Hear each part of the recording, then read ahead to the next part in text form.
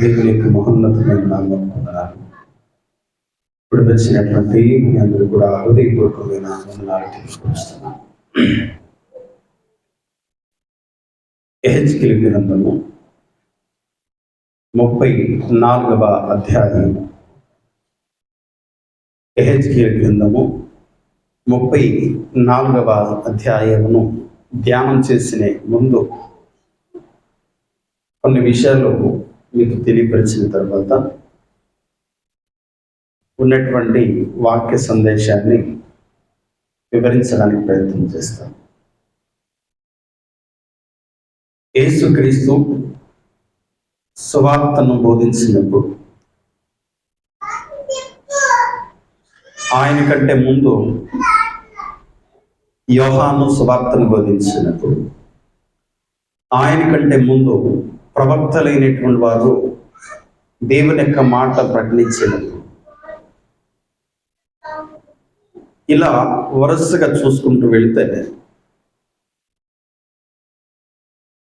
సువార్తను బోధించినటువంటి ఏ కాలంలోనైనాను ఏ వ్యక్తి అయినను మాట్లాడుతున్నటువంటి ఒక ప్రథమ అంశం ఒకటి ఉంటుంది.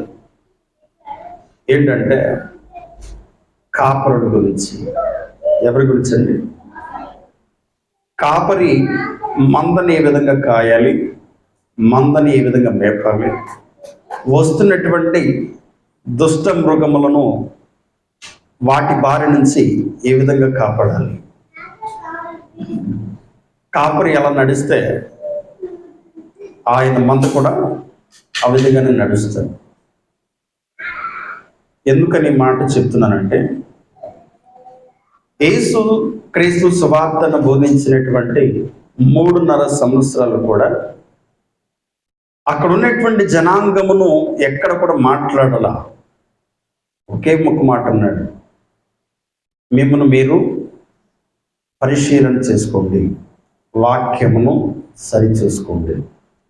వాక్యం ఈ విధంగా మాట్లాడలేదా అని మాట్లాడుతూ ప్రతి సందర్భంలోనూ ప్రతి సందేశంలో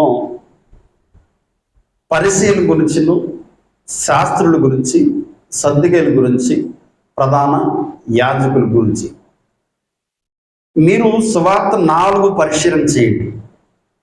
మత్తయి గారు రాసినటువంటి సువార్త కానీ, మార్కు గారు రాసినటువంటి సువార్త కానీ, లూకా గారు రాసినటువంటి సువార్త కానీ, యోహాను గారు రాసినటువంటి సువార్త కానీ, ఈ 3 సువార్తల్లో ప్రధాన అంశముగా ఆయన మాట్లాడుతున్నటువంటి ఒకే ఒక అంశం కాపరుల గురించి. ఓ ధర్మశాస్త్రోపదేశకులారా, ఓ శాస్త్రులారా, బాలుడైనటువంటి ఉన్న కాలంలోనే 12 సంవత్సరాల ఆ ప్రాయంలో తల్లిదండ్రులతో కూడా యెరూషలేము మందిరానికి వెళ్ళాడు. ఆయన యెరూషలేము మందిరానికి వెళ్ళినటువంటి జనాంగంతో ఏమీ మాట్లాడలేదు, కానీ అక్కడ ఉన్నటువంటి శాస్త్రులతోనూ ఏం చేశాడు? ఆయన వాక్యముల గురించి తర్కించాడంట. ఒకసారి లూకా గారు రాసినటువంటి సువార్తలో ఆ మాట చాలా చక్కగా రాయబడి ఉంటుంది. లూకా గారు రాసినటువంటి సువార్త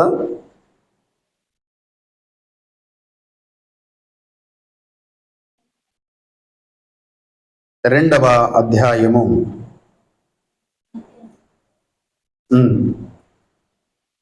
41వ వచనంలో, పాస్కా పండుగనప్పుడు ఆయన తల్లిదండ్రులు ఏటేటా యెరూషలేముకు వెళ్ళుచుండేవారు. ఆయన 12 ఏండ్ల వాడై ఉన్నప్పుడు ఆ పండుగ ఆచరించుటకై వాడుకు చొప్పున వారు యెరూషలేముకు వెళ్ళిరి. ఆ దినములు తీరిన తరువాత వారు తిరిగి వెళ్ళుచుండగా బాలుడైన యేసు యెరూషలేములో నిలిచెను. ఆయన తల్లిదండ్రులు ఆ సంగతి ఎరుగక ఆయన పరసులో ఉన్నాడని తలంచి ఒక దిన ప్రయాణం సాగిపోయి తమ బంధువుల్లో నిలవైన వారిలోనూ ఆయనను వెతుకుచుండిరి. ఆయన కనబడనందున ఆయనను వెతుకుచూ యెరూషలేమునకు తిరిగి వచ్చిరి. 3 దినములైన తర్వాత ఆయన దేవాలయంలో బోధకుల మధ్యను కూర్చుండి వారి మాటలను ఆలకించుచు వారిని ప్రశ్నలు అడుగుచుండగా చూచిరి. ఆ మాటలు వినిన వారందరూ ఆయన ప్రజ్ఞకును ప్రత్యుత్తరమునకు విస్మయముందిరి. ఎక్కడున్నాడు ఆయన? 3 దినాలు ఉన్నాడంట. 3 దినాల్లో ఆయన ఎవరి మధ్య కూర్చున్నాడంటే బోధకుల మధ్య కూర్చున్నాడు. ఆయన ప్రధాన అంశం ఏంటంటే బోధకులు సరిచేయాలి అని ప్రధాన అంశంగా పెట్టుకున్నాడు. బోధకులను సరిచేయాలి. బోధన బట్టే వీరు ఇలా తయారయ్యారు, వీళ్ళ నడుచుచున్నారు. గద్దించేవాడు లేకపోతే, బుద్ధి చెప్పేవాడు లేకపోతే, సన్మార్గంలో నడిపించేవాడు లేకపోతే ఏ విధంగా అయిపోతుందో ఒక కుటుంబం కానీ, ఒక వ్యవస్థ కానీ, ఒక రాష్ట్రం కానీ, ఒక జిల్లా కానీ, లేదంటే ఒక మండలం కానీ. ఎవరైతే అధిపతిగా ఉంటారో మండలానికి అధిపతి ఒకడు ఉంటాడు, జిల్లాకు ఒక అధిపతి ఉంటాడు, ఇలా రాష్ట్రానికి ఒక అధిపతి ఉంటాడు. ఇలా వారి చేతిలో ఉంటుంది వారి కింద ఉన్నటువంటి జనాంగం. వీరు ఏ ప్రవర్తన కలిగి ఉన్న విధానాన్ని బట్టి అక్కడ భ్రష్టత్వం సంభవించాలా లేదంటే అభివృద్ధి చెందాలా అనే విషయం వారి మీద ఆధారపడి ఉంటుంది. అందుకని యేసుక్రీస్తు స్వార్థను బోధించినప్పుడు బోధకుని హెచ్చరిక చేశాడు. యోహాను గారు కూడా బాప్తీసం తీసుకోవడానికి వచ్చినటువంటి వారిని ఎవరిని చూశాడంట? అక్కడ వస్తున్నటువంటి శాస్త్రులను, సద్దుకయ్యులను చూశాడు. ఎవరిని? పరిశీలను, శాస్త్రులను, సద్దుకయ్యులను చూసి ఓ సర్ప సంతానమా పిలిచేశాడు. ఎందుకని మాట మీద చెప్తున్నానంటే, నేను ఏ విధంగా ఉంటానో మీరు ఆ విధంగా ఉంటారు. నా బోధ ఏ విధంగా ఉంటుందో మీరు ఆ విధంగా ఉంటారు. యేసుక్రీస్తు స్వార్థ బోధించిన అంతకాలం టార్గెట్ ఎవరండి? కాని బోధ ఎవరైతే చేస్తున్నారో, వాక్యమును ఎవరైతే వక్రీకరించారో, వాక్యమును ఎవరైతే పెడచెవిని పెట్టారో, అధికారముకు లోబడి తాపత్రయం ఎవరైతే పడుతున్నారో వారందరినీ టార్గెట్ చేస్తూ మాట్లాడాడు. ఓరకి వదిలిపెట్టలా. ఏ ప్రసంగంలోనైనానో ఆ విధంగానే చెప్పాడు ఆయన. ఎటువంటి ప్రసంగంలోనైనా వచ్చినటువంటి వారిని టార్గెట్ చేయటం, ఇదేంటి మా గురించి మాట్లాడుతున్నాడు ఈయన అని వాళ్ళు అనుకోవడం, సణుగుకోవడం లోపల. రిజులవాడు ఒకానొక సమయంలో రొట్టెల పండుగప్పుడు ఆయన ఉపన్యాసం చేస్తున్నాడు. ఏదో అక్కడ అందరు కూడా కూడి వచ్చినప్పుడు ఆయన ప్రసంగిస్తుండగా నేను బోధిస్తున్నటువంటి వాక్యం ఏంటంటే పరిసయ్యులు అనేటువంటి పులిసినటువంటి పిండిని గురించి అన్నాడు. ఏంటిదండి? పరిసయ్యులు అనే పులిసినటువంటి పిండిని గురించి అనగానే వారి హృదయం ఏమైపోయింది? ఇదేంటి మా గురించి మాట్లాడుతున్నాడు. ఎందుకని ఆయన అలా మాట్లాడవలసి వచ్చిందంటే వ్యవస్థను సరిదిద్దాలనుకున్నాడు, బోధను సరిచేయాలనుకున్నాడు. అందుకనే ఇది నా బోధ కాదు, నన్ను పంపిన వాని యొక్క బోధ అన్నాడు ఆయన. ఏంటంట? ఇది నా బోధ కాదు. ఎవరిది అది? నన్ను పంపిన వాని యొక్క బోధ. అంటే సర్వశక్తిమంతుడైనటువంటి దేవుడు ఈ ఆజ్ఞ నాకు ఇచ్చి ఉన్నాడు, నేను మీకు చెప్తున్నాను. ఆయన చిత్తానుసారంగా నడవటమే నాకున్నటువంటి విధానం అని యేసుక్రీస్తు స్వార్థను బోధించాడు. అయితే ఇప్పుడు ఒకసారి చదువుదాం. యెహెజ్కేలు ద్వారా ఇజ్రాయేల్ యొక్క జనాంగానికి ఏ విధంగా హెచ్చరిక చేస్తున్నాడు. యెహెజ్కేలు ద్వారా ఇజ్రాయేల్ యొక్క జనాంగాన్ని ఏ విధంగా హెచ్చరిక చేస్తున్నాడో మనం ఒకసారి ధ్యానం చేద్దాం. 34వ అధ్యాయము 1వ వచనంలో, యెహెజ్కేలు గ్రంథము 34వ అధ్యాయము 1వ వచనం. మరియు యెహోవా వాక్కు నాకు ప్రత్యక్షమై ఇలాగు సెలవిచ్చెను, నరపుత్రుడా, ఇజ్రాయేలుల కాపురుల గురించి ఈ మాట ప్రవచింపము. ఆ కాపురులతో ఇట్లనము, ప్రభువుకు యెహోవా సెలవిచ్చున్నదేమనగా, తమ కడుపు నింపుకుని ఇజ్రాయేలుల కాపురులకు శ్రమ. కాపురు గొర్రెలను మేపవలను కదా, మీరు క్రొవ్విన గొర్రెలను వధించి క్రొవ్వును తిని బొచ్చును కప్పుకొందురు గాని గొర్రెలను మేపరు, బలహీనమైన వాటిని మీరు బలపరచరు, రోగము గల వాటిని స్వస్థపరచరు, గాయపడిన వాటికి కట్టు కట్టరు, తోలివేసిన వాటిని మరలా తోలుకుని రారు, తప్పిపోయిన వారిని వెదకరు. అది మాత్రమే కాక మీరు కఠిన మనస్కులై బలాత్కారముతో వాటిని ఏలుదురు. కాబట్టి కాపురులు లేకయే అవి చెదిరిపోయెను, చెదిరిపోయి సకల అడవి మృగములకు ఆహారమాయెను. నా గొర్రెలు పర్వతమన్నిటి మీదను ఎత్తైన ప్రతి కొండ మీదను తిరుగులాడుచున్నవి. నా గొర్రెలు భూమి అంతంతటా చెదిరిపోయినవి. వాటిని గురించి విచారించువాడు ఒకడును లేడు, వెతకువాడును లేడు. కాబట్టి కాపురులరా, యెహోవా మాట ఆలకించుడి. కాపురులు లేకుండా నా గొర్రెలను దోపుడు సొమ్మయి సకలమైన అడవి మృగములకు ఆహారమాయను. కాపురు నా గొర్రెలను విచారింపరు, తమ కడుపు మాత్రమే నింపుదురు గాని గొర్రెలను మేపరు. ఇదే ప్రభువైన యెహోవా వాక్కు. ఏం చెప్తున్నాడు ఇక్కడ? యెహెజ్కేలు జనాంగం మధ్యకి వెళ్ళాడు. యెహోవా సర్వశక్తిమంతుడైనటువంటి దేవుడు ఇలా మాట్లాడుతున్నాడు. ఏమని మాట్లాడుతున్నాడు అంటే, కాపురులకు శ్రమ, తమ కడుపు నింపుకొని ఇజ్రాయేల్ కాపురులకు శ్రమ. ఎవరి కడుపు నింపుకొని? ఎవరు కడుపు నింపుకొని అంట? తమ కడుపు నింపుకొని అంటే అక్కడ ఉన్నటువంటి కావలి కాస్తున్నటువంటి అక్కడ గొర్రెలు ఏవైతే ఉన్నాయో వాటి కడుపు నిండిందా లేనా అనేటువంటి విచారణ లేదు. నా కడుపు నిండుతుందా లేదా అనేటువంటి విచారణ చేస్తున్నారంట అక్కడ ఉన్నటువంటి వారు. ఈ మధ్య కాలంలో చాలా మంది కూడా ఏం చేస్తున్నారంటే, మీరు దశమ భాగం ఇవ్వట్లేదు కాబట్టి మీ అప్పులు పోవట్లేదు. ఏంటంట? మీరు దశమ భాగం ఇవ్వట్లేదు కాబట్టి మీ అప్పులు పోవట్లేదు. మీరు దశమ భాగం ఇవ్వట్లేదు కాబట్టి మీరు వ్యాధిగ్రస్తులు అవుతున్నారు.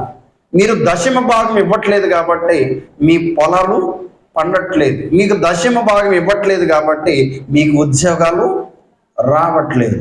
బోధించేవారు ఉన్నారా? లెక్కలేనటువంటి జనాంగం ఉన్నారు. అందుకని పూర్వకాలం నుంచి అపోస్తులైనటువంటి వారి దగ్గరికి వచ్చినటువంటి సువార్త ఏంటంటే, వారి కడుపుకే వారి దాసులైపోయారు. ఏ మాట అయితే యెహెజ్కేలు ప్రవర్తిస్తూ వచ్చాడో, ఏ మాట అయితే యిర్మీయా ప్రవచిస్తూ వచ్చాడో, ఏ మాట అయితే మలాకి ద్వారా తెలియపరుస్తూ వచ్చిందో ఆ వర్తమానం యేసుక్రీస్తు కూడా చెప్తూ వచ్చాడు. ఏంటా ప్రకటన అంటే, కనీసం మీరు సుధోపలోను, సోపులోను, కొత్తిమీరలోను, జీలకర్రలో కూడా 10 వంతు అడుగుతున్నారు, మిక్కిలి ప్రధానమైనటువంటి వాటిని వదిలిపెట్టారు కదా అన్నాడు. అయితే యేసుక్రీస్తు ఏమన్నాడంటే అక్కడ, అవి మానక వీటిని చేయుడి అన్నాడు. ఇవి మానక అంటే దానికి అర్థం ఏంటి? వాటిని అనుసరించండి, వీటిని కూడా చేయమన్నాడు కదా. అయితే ప్రధానమైనటువంటి దానిని అని దేవుడు మాట్లాడుతున్నాడు. అక్కడ ప్రధానమైనది కనపడదు. అక్కడ వాటిని అనుసరించమన్నాడా?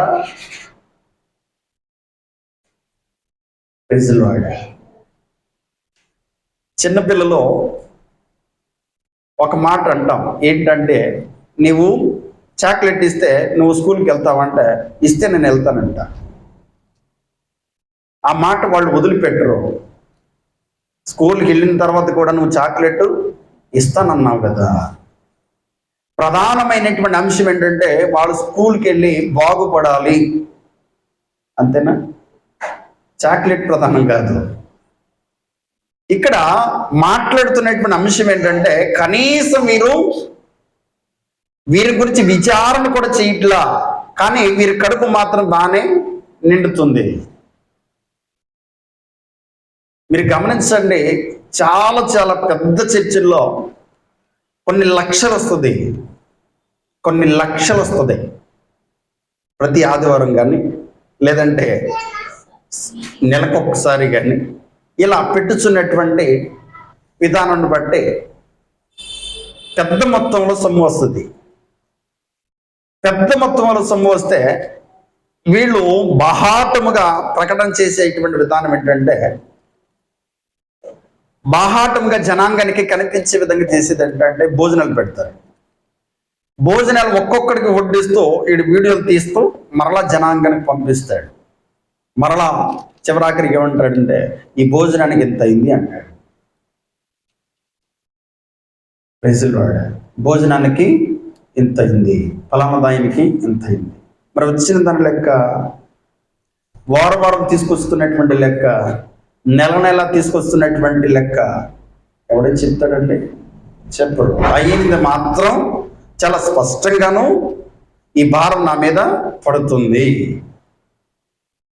ఇక్కడ యెహెజ్కేలు ద్వారా దేవుడు ఏమని ప్రకటన చేస్తున్నాడంటే, మీరు క్రొవ్విన గొర్రెలను వధించి క్రొవ్విని తిని బొచ్చును కప్పుకొందురు గాని గొర్రెలను మేపరు. మేపాలి అంటే దానికి అర్థం ఏంటి? అవి బలవంతంగా కావాలి, చాలా పుష్టిగా ఉండాలి. అవి బలహీనమైనటువంటి విధంగా ఉండకూడదు. అవి లేదంటే ఏదో దాని మీద పడి ఒకవేళ వ్యాధిగ్రస్తమైపోయినదిగా ఉండకూడదు. అది ఒకవేళ వ్యాధిగ్రస్తమైందా, దాన్ని ఏ విధంగా స్వస్థపరచాలో దాని గురించి నీవు ఆలోచన చేయాలి. బక్క చిక్కిన విధంగా ఉందా, దాన్ని ఏ విధంగా మేపితే అది పుష్టిగా బలంగా తయారవుతుంది. ఒకవేళ ఏదైనా వచ్చి మంద మీద పడుతుందా, నీవు దానికి కావలిగా.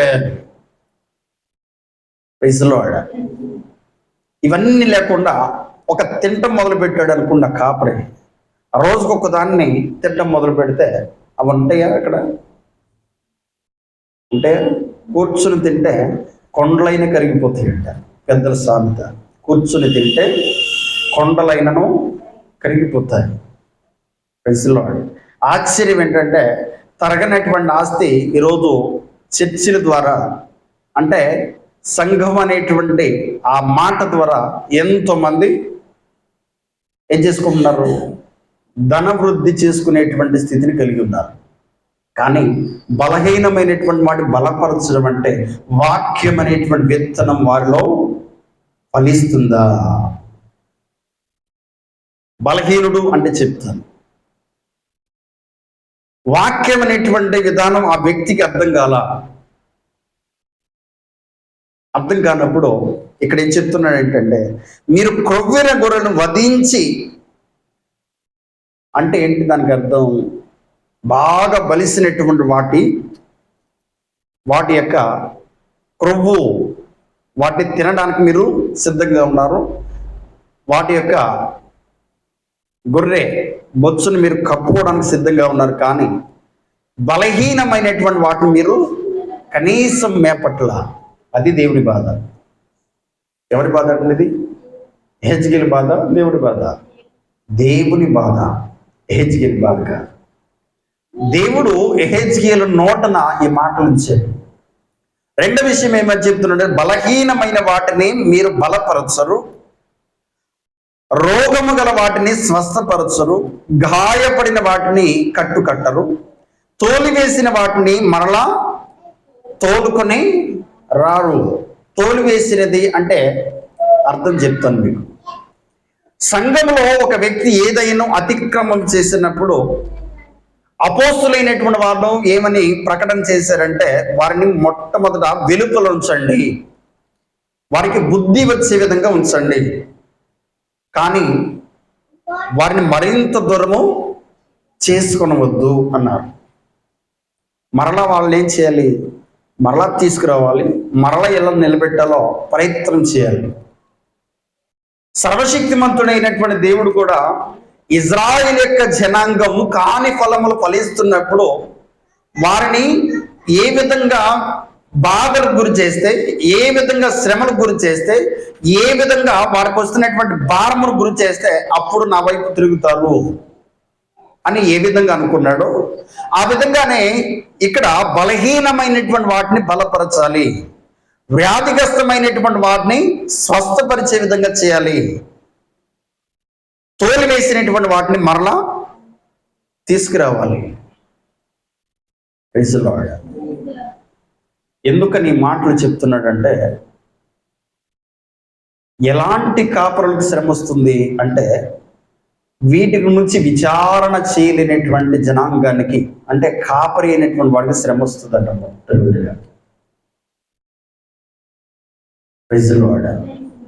ఎందుకని వాక్యమును బట్టి పదే పదే మిమ్మల్ని హెచ్చరిక చేస్తున్నాను అని అంటే, ఒకవేళ దేవుడు నన్ను అడుగుతాడు, బలహీనమైనటువంటి వాటిని నువ్వు బలపరిచావా అడుగుతాడా? బలహీనమైనటువంటి వాటిని ఇంకాను నువ్వు తీసుకురావాలంటే ఆ వ్యక్తి వృద్ధి చెందేది ఎప్పుడు? ఆ వ్యక్తి పైకి వచ్చేది ఎప్పుడు? ఈ మధ్యకాలంలో ఒక పాస్టర్ గారు అంటాడు, అప్పులు ఉన్నాయా మీరు కానుక వేయొద్దు. వ్యాధిగ్రస్తులుగా ఉన్నారా మీరు కానుక వేయాల్సిన అవసరం లేదు. ఇంట్లో మీరు చాలా ఇబ్బంది పడుతున్నారా మీరు కానుక వేయాల్సినటువంటి అవసరం లేదు. దేవునికి సన్నిధానికి చక్కగా మీరు రండి, దేవునికి మొర్ర పెట్టండి. ఇది ఎలాంటి బోధ? దుర్బోధ, మంచి బోధ? ఎలా చెప్పేవాళ్ళు ఉన్నారండి? ఎంత తీసుకొస్తావు, ఎంత, ఎందుకని లెక్క తగ్గింది. కనీసం ఈ కాపురులు అయినటువంటి వారు ఎలా తయారయ్యారంటే, వృద్ధాప్యం పెన్షన్ చూశారు, వృద్ధాప్యం పెన్షన్, దానిలో కూడా దశభాగం తీయాలి. ఉన్నారా జనాంగం? ఉన్నారు, లేకపోతే. ఇంకా ఆశ్చర్యకరమైన విషయం ఏంటంటే, ఏదైనా ఒక 10,000 ఎక్కడి నుంచి అప్పు తీసుకొస్తున్నాడు అనుకోండి, ఆ వ్యక్తి ఏదో కుటుంబ భారం కొద్ది, దానిలో కూడా దశభాగం తీయాలి, లేకపోతే దేవుడిని శపిస్తాడు అని చెప్తాడు. ఎంత దౌర్భాగ్యంగా ఉన్నారంటే, అందుకని దేవుడు ప్రతి విషయంలో కాపురనే హెచ్చరిక చేశాడు. 7 సంఘాలకి వర్తమానం పంపించాడు దేవుడు. ఎంతమందికి? 7 సంఘాలకి వర్తమానం పంపించినప్పుడు అధ్యక్షులైనటువంటి వారితో మాట్లాడాడా? విశ్వాసులతో మాట్లాడాడా? ఎవరితో అండి? అధ్యక్షులైనటువంటి వారితో మాట్లాడి. ఎందుకని మాట్లాడాడు కూడా చెప్తాను మీకు. ఆనాడు సంఘానికి బహు శ్రమ వచ్చినప్పుడు, ఎందుకయ్యా మాకు శ్రమ అని అనుకోవచ్చు చాలా మంది. ఎంతో మంది ప్రాణాలు తీసివేస్తుంటే, మేము క్రీస్తు నమ్ముకోవటం బట్టి ఈ ప్రాణాలు పోవటం అని ఒకవేళ అవిశ్వాసపడవచ్చు. పడతారా? క్రీస్తు నమ్ముకోవడం బట్టి మేము అగ్నికి ఆహుతవుతున్నాం, నమ్ముకోకపోతే బాగుండేది కదా, వారి వల్లే నెమ్మదిగా ఉండేవాళ్ళం కదా అని అనుకుంటే, యోహాను చేత వర్తమానం పంపిస్తున్నాడు దేవుడు. 7 సంఘాలంటే ప్రపంచవ్యాప్తంగా దేవుడు క్రైస్తవులు అనబడినటువంటి వారికి, అధ్యక్షులైనటువంటి వారికి పంపించాడు వర్తమానం. మీరు ఈ విధంగా బలపరచండి అని. Praise lord. మీ క్రియలను నేను ఎరుగుతున్నాను అన్నాడంటే, వారి సహనాన్ని నేను ఎరుగుతున్నాను అన్నాడంటే, వారిని ఎంత పరిశీలన చేస్తున్నాడు దేవుడు, ఎంత బలపరచమని చెప్తున్నాడు అధ్యక్షుడైనటువంటి వాడికి. అక్కడ 7 సంఘాల వర్తమానంలో ఎక్కడైనాను ధన సంబంధమైన మాట, ఒక్క మాట చూపించండి మీరు.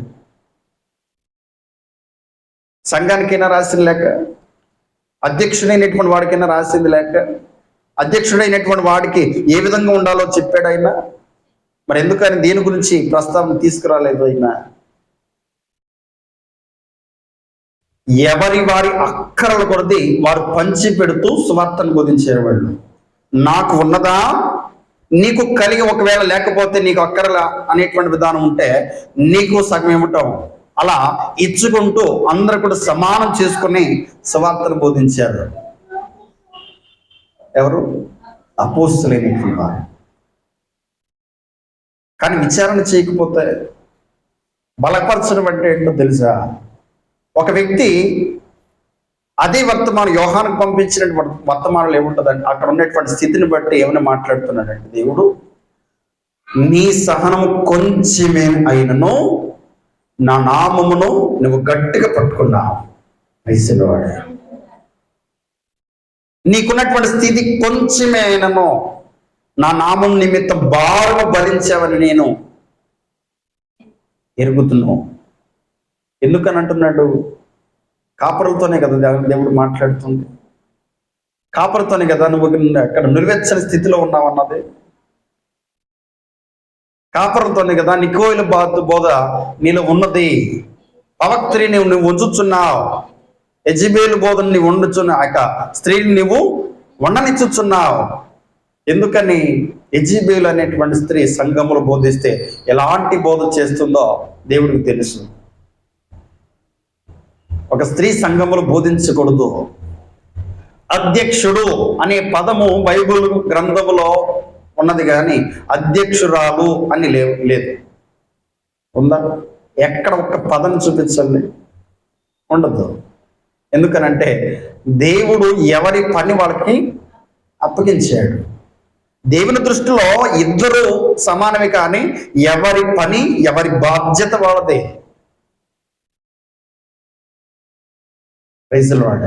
చిన్నప్పుడు ఒక చిన్న కథ చెప్పేవాళ్ళు, ఎవరి పని వాళ్ళు చేయాలని. గేదె పని గేదె చేయాలి, ఏదో గుర్రం పని గుర్రం చేయాలి, కుక్క పని ఏదో చేయాలి, మురగాలి కదా అది. గాడిద పని గాడిద చేయాలి, కుక్క పని కుక్క చేయాలి. ఎందుకనంటే ఎవరైనా వచ్చినప్పుడు కుక్క మురిగితేనేమో దానికి అర్థం ఏంటి? ఎవరో వచ్చారు అనేటువంటి సాదృశ్యం. గాడిద ఒకవేళ అరిసింది అనుకోండి, దానికి అర్థం ఏంటి? దానికి ఒక అర్థం ఉంటుంది. దాన్ని బట్టి యజమానుడు ఆలోచన చేస్తాడు. దేనికి ఎవరికి అప్పగించవలసినటువంటి పని దేవుడు వారికి అప్పగించాడు. ఇక్కడ కాపరులకు మాత్రమే శ్రమ అంటున్నాడు.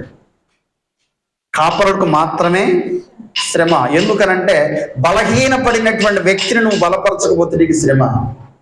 వ్యాధిగ్రస్తుడైనటువంటి వాటిని నీవు స్వస్థపరచకపోతే నీకు శ్రమ. వెలివేసినటువంటి వారిని మరలా తీసుకురాకపోతే నీకు శ్రమ. ఏదైనా నీవు తినుచున్నావా, నీకు శ్రమ. Praise the lord. కాపరికి ఉన్నటువంటి లక్షణం ఏంటి తెలుసా? గొర్రెల కాపరి మీరు చూడండి, ఎక్కడికైనా రాత్రి అంత కాలంలో కనీసం 2 గంటలైనను పడుకుంటాడో లేదో తెలియదు. కనీసం 2 గంటలైన ఒక 3-4 ఉంటారు, వంతులు వేసుకుంటారు. నీవు పడుకుంటే నేను నించుని చూస్తాను. రాత్రి అంతా వాటిని కాపలు కాస్తూనే ఉంటారు. అది వర్షమైనను, ఏది వచ్చినా, ఎండొచ్చినా, ఏదొచ్చినా సరే. దాని మధ్య మీరు రహదారి గుండా వెళ్తున్నటువంటి ఆ సమయంలో చూడండి, ముందు వెళ్తున్నటువంటి వాహనాన్ని తప్పిస్తూ పరిగెత్తుతూ ఉంటాడు. ఒకవేళ పడిపోద్దేమో, ఒకవేళ పడిపోద్ది, ఎంత ఆతృత పడతాడు. ముందుకి వెనక్కి ముందుకి వెనక్కి తిరుగుతూనే ఉంటారు. వాళ్ళు పడుతున్నటువంటి ప్రయాసం అంత ఇంత కాదు. కనీసం అలాంటి ప్రయత్నం కూడా మీరు చేయట్లేదయ్యా ఇజ్రాయేల్ ప్రజలారా, ఇక్కడ యాజకులారా, శాస్త్రులారా, ధర్మశాస్త్ర ఉపదేశకులారా. ఇప్పుడు మాట్లాడాలంటే పాస్టర్లారా. ఎవరండి? కింద వచనాన్ని ఒకసారి చదువుదాం. 7వ వచనంలో అంటున్నాడు, కాబట్టి కాపురులారా యెహోవా మాట ఆలకించుడి. కాపరులు లేకుండా నా గొర్రెలు దోపుడు సొమ్మై సకలమైన అడవి మృగములకు ఆహారమాయనో. ఎవరికి ఆహారం అవుతున్నారంట?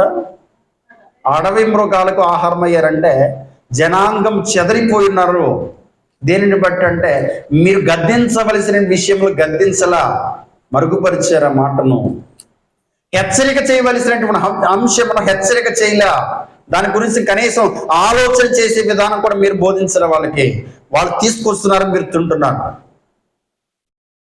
ఇంకా తీసుకురండి, మీరు తింటామనేటువంటి స్థితిని కలిగి ఉన్నారు తప్ప కనీసం బలపరచడానికి మీరు సిద్ధపడట్లేదు కదా.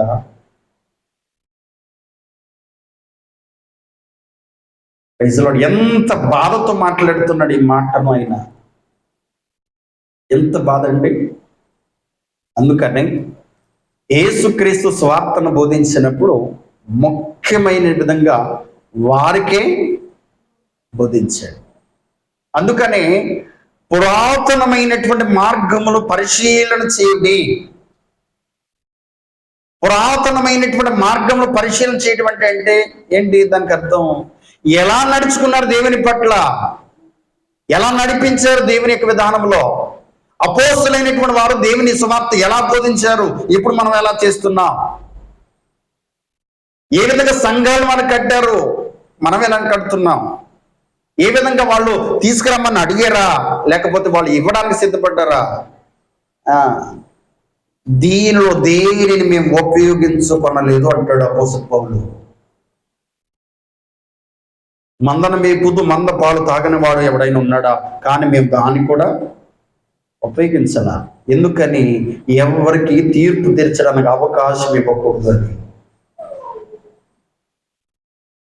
ఎవరైనా అనుకుంటారేమో మందను ఇలా మేపుతున్నాడు, ఇలా తింటున్నాడని ఒకవేళ వస్తుందేమో. అటువంటి అవకాశం అపోస్తలులైన వారు ఎవరికి అవకాశం ఇవ్వదా. కానీ ఇప్పుడున్నటువంటి వారు భ్రష్టత్వం సంభవించను, నాశన పాత్రుడు బయలుదేరేశాడు. ఇంతవరకే బయలుదేరి ఉన్నాడు, ఇప్పుడు మన మధ్యకు వచ్చేసి ఉన్నాడు, మనం ఏరుతున్నాడు. లేదయ్యా, వాక్యం ఇలా లేదు, వాక్యం ఇలా లేదు, అడగమని లేదు, దశమ భాగం అని లేదు, అపోస్తలులైనటువంటి వారు ఇలా స్వార్థను ప్రకటించలా అని ఎవరికైనా ఎంతమందికి చెప్పినా వినడానికి సిద్ధంగా ఉన్నారా? లేదు. దేనికి అలవాటు పడ్డారు? దేనికి అలవాటు పడ్డారంటే కాని బోధకు చెవులు చక్కగా వింటారు. ఎట్లా ఉంటాయి? వినసంపుగా ఉంటాయి. స్కూల్కి పిల్లలు ఎందుకని వెళ్ళరు తెలుసా? ఎందుకని వెళ్ళరు? అక్కడ కఠినంగా ఉంటుంది. నువ్వు ఇలానే ఉండాలి, ఇట్లానే కూర్చోవాలి, నువ్వు ఇది చదవాలి, లేకపోతే ఇలా అయిపోతావు. కనికరం చూపిస్తారు. అక్కడ చూపిస్తారా? కనికరం చూపిస్తే వాడు పాడైపోతాడేమో అని భయం ఉంటుంది వాళ్ళకి. బయట వస్తే రోడ్ల మీద తిరిగితే ఎవడు మాట్లాడు, ఏమైపోయినా పర్వాలా, రా పర్వాలా, ఇది వెళ్దాం, ఎక్కడికి పడితే అక్కడికి వెళ్దాం, ఎలా పడితే అలా తిరుగు, ఇట్లా ఉండాలి. వాడు అట్లా ఉంటామేంటి నిన్ను. సత్యం ఎలా ఉంటుందంటే నిన్ను ఖండిస్తుంది. మొట్టమొదటిగా కాపురులు అనేటువంటి వారు ఎలా ఉండాలని చెప్పాడు ఆయన. దొడ్డ పనిని అపేక్షిస్తున్నాడు అన్నాడు అపోస్తలుడు పౌలు. అంటే పెద్ద పనిని బాధ్యత పెట్టుకున్నాడు. పెద్ద పని అంటే దానికి అర్థం ఏంటి? అన్ని బాధ్యతలు ఆయన మీద ఉంటాయి. అది కరువు వచ్చినను, శ్రమ వచ్చినను, ఏ రకమైనటువంటి విపత్తు వచ్చినను మొదట కాపరికే వస్తుంది. కాబట్టి యేసుక్రీస్తు అంటే సర్వశక్తిమంతుడైనటువంటి దేవుడు ప్రకటించినటువంటి స్వార్థ ఏంటంటే, నా గొర్రెల్ని దోపుడు సొమ్ము అయ్యి సకలమైన అడవి మృగములకు ఆహారం ఆగిను, కాపరులు నా గొర్రెలను విచారింపరు, తమ కడుపు మాత్రమే నింపుకొందరు గాని గొర్రెలను మేపరు, ఇదే ప్రభువైన యెహోవా వాక్కు. కాబట్టి ఇలాంటి వారు ఉన్నప్పుడు ఎంత దూరంగా ఉండాలి సంఘం. ఇలాంటి స్థితిని కలిగినటువంటి వారు ధన సంబంధమైనటువంటి మాటను ఇక్కడ నుంచొని మాట్లాడుతున్నాడు అని అనిపిస్తే ఆ వ్యక్తి ధనాపేక్ష కలిగినటువంటి వాడు. ధనాపేక్ష దేనికి మూలం? మూలం అని తెలుసు, వాక్యం చెప్తుందని తెలుసు. లేదు ఇవ్వాలి కదండి, ఇవ్వాలి, అడగమని చెప్పలేదు. ఇవ్వాలి, అడగమని చెప్పలా. అభివృద్ధి చెందాలి, ప్రతి విషయంలో అభివృద్ధి చెందాలి. అది వాక్యం పట్లను, మన స్థితి పట్లను, జ్ఞానము పట్లను, ఇలా ప్రతి విషయంలో అభివృద్ధి చెందాలి. అందుకని ప్రసంగి రాసినటువంటి గ్రంథంలో ఒక మాట రాయబడి ఉంటుంది, దుర్దినములు రాకముందే సర్వము కోల్పోకముందే. ఒకసారి చదువుతారు ఆ మాటను.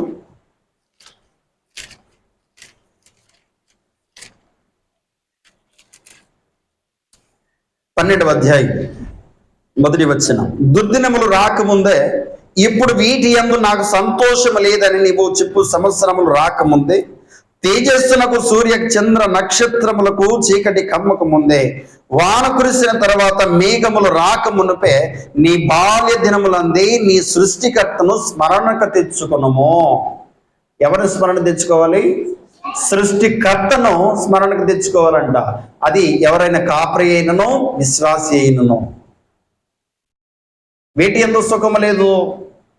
సంగమిస్తున్నటువంటి ధరని బట్టి ఇస్తే సమృద్ధిగా వస్తే వాటి యందు సుఖం ఉంటుందా? సమృద్ధి ఉంటుందా? ఉండదు. కీడుకు మూలం అవుతుంది. కాబట్టి దాన్ని విడిచిపెట్టి సంఘాన్ని ఏ విధంగా బలపరచాలి, సంఘంలో వ్యక్తులను ఏ విధంగా బలవంతులుగా చేయాలి, వాక్యం అనేటువంటి విత్తనం ఏ విధంగా నాటాలి, ఏ విధంగా వాక్యం చెప్తే అర్థమవుతుంది, మనస్కరిస్తారు. ఒక 100 పాటలు పాడేమనుకోండి, మీకేమైనా వాక్యం అర్థమవుతుందా? 200 పాటలు పాడేమనుకోండి, వాక్య సందేశం మీకు ఎంత తెలుస్తుందా? ఉదయం నుంచి రాత్రి కాల సమయంలో ప్రార్థన చేసేమనుకో వాక్యం అని మీకు తెలుస్తుందా? ఎలా తెలుస్తుంది వాక్యం? వాక్యమును పరిశీలన చేసినప్పుడు, వాక్యం చెప్తున్నటువంటి అంశంను అర్థం చేసుకున్నప్పుడు మీరు బలపడతారు. పాటల వలనను లేదంటే ప్రార్థన వలనను వాక్యం బట్టి అవగాహన రాదు. ప్రార్థనతో నీవు దేవునితో మాట్లాడవచ్చు, ప్రార్థనతో నీవు బలపడవచ్చు, కానీ వాక్యపరంగా కాదు, ఆత్మీయ పరంగా బలపడదు. కానీ ఏది వాస్తవమో ఏది అవాస్తవమో తెలుసుకోగల జ్ఞాన వాక్యం బోధిస్తుంది నీకు. ఎలా నడుచుకోవాలో ఎలా నడుచుకోకూడదో వాక్యము బోధిస్తూ ఉంటుంది. చిన్నపిల్లలకి స్కూల్లో ఏది మంచి టచ్ ఏది మంచి టచ్ కాదో చెప్తారు. ఎక్కడ పట్టుకుంటే మంచిది, ఎక్కడ పట్టుకుంటే మంచిది కాదు చెప్పకపోతే ఆ వ్యక్తికి తెలుసుద్దా? అందుకని వాక్యము పట్ల అవగాహన ప్రతి ఒక్కరికి ఉండాలి. జ్ఞానముతో బోధించము అని చెప్తున్నాడు ఆయన. ఒక వ్యక్తి అంటాడు, అయ్యా నేను పెద్దగా చదువుకోలేదు, వాక్యం పట్ల నాకు అవగాహన లేదు, దేవుడు నన్ను పిలిచాడు, ఏదో సేవ చేస్తున్నా. ఎలా నడిపిస్తాడు ఆ వ్యక్తి? ఎట్లా నడిపిస్తాడండి? ఉదాహరణ మీద చెప్తాను అర్థం కావడానికి.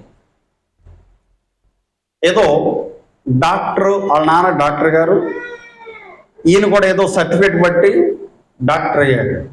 వాళ్ళకి వచ్చిన వాళ్ళ నాన్నకున్నటువంటి జ్ఞానం ఈ వ్యక్తికి ఉంటుందా? ఎందుకు ఉండదు? చదువుకోలే, దాన్ని ఎలా చేయాలో తెలీదు, వస్తున్నటువంటి విపత్తు ఎలా వస్తుందో తెలీదు, అనారోగ్యం ఎలా అవుతాడో తెలీదు. కానీ ఏదో డబ్బులు ఇచ్చేసి పట్టా పొందేశాడు. ఆపరేషన్ చేయాలంటే ఎంతమందిలో చెప్తాడు? ఆ వ్యక్తికి తెలుసు అనుకోండి, ఆపరేషన్ చేయించుకునే వ్యక్తికి తెలుసు ఈ వ్యక్తి పెద్దగా చదువుకోలేదు, ఏదో లంచం బట్టి డాక్టర్ అయిపోయాడు, ఏదో గుండె ఆపరేషన్ ఏదో చేయాలి, వ్యక్తి వచ్చి నిల్చుంటాడు, ఏదో పర్వాలేదు చేసేయి అంటాడా? అయ్యా నమస్కారం బాబు నువ్వు అవతలికి వెళ్ళి అంటాడు. వద్దంటారా? చేయమంటే చెప్తారండి. నీకు నమస్కారం బాబు, నా మీద ప్రయోగాలు చేయొద్దు అంటాడు జ్ఞానం కలిగినటువంటి వాడైతే. ఆ వ్యక్తి అలాంటి స్థితిని కలిగినటువంటి వాడైతే, బాబు నీవు కనీసం దీన్ని ముట్టుకోవద్దంటారు. బాగు చేయకపోయినా పర్వాలేదు కానీ నువ్వు అమ్మని కనీసం చంపబాకు, ఇంకొక సాటికి వెళ్ళి అయినను ఆ వ్యక్తి బాగుపడతాడు. వాక్యం పట్ల అవగాహన లేనటువంటి కాపరులు ఎంతమంది ఉన్నారు? వాక్యం చదవనటువంటి వారు ఎంతమంది ఉన్నారు?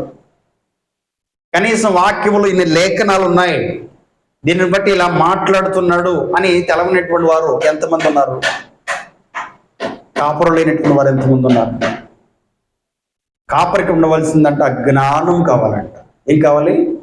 జ్ఞానం కావాలి, ఆత్మీయమైనటువంటి జీవితం కావాలి, బలపరిచేటువంటి హృదయం కావాలి, ఆదరించేటువంటి మనస్సు కావాలి.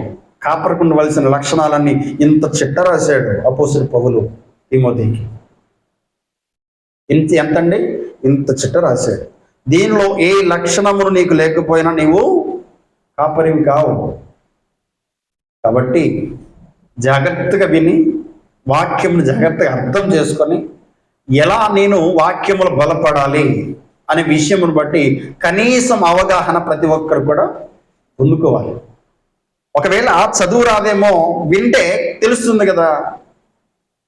తెలుస్తుందా? వింటే అవగాహన వస్తుంది, ఇది నిజం ఇది కాదు అని, ఇది ఫలానా చోట ఇలా ఉంది, ఫలానా చోట ఇలా ఉందని కనీసం అవగాహన వస్తుంది.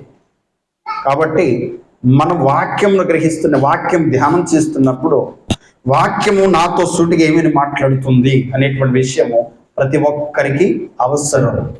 దాన్ని బట్టి మనమందరం కూడా ఆలోచన చేయాలి.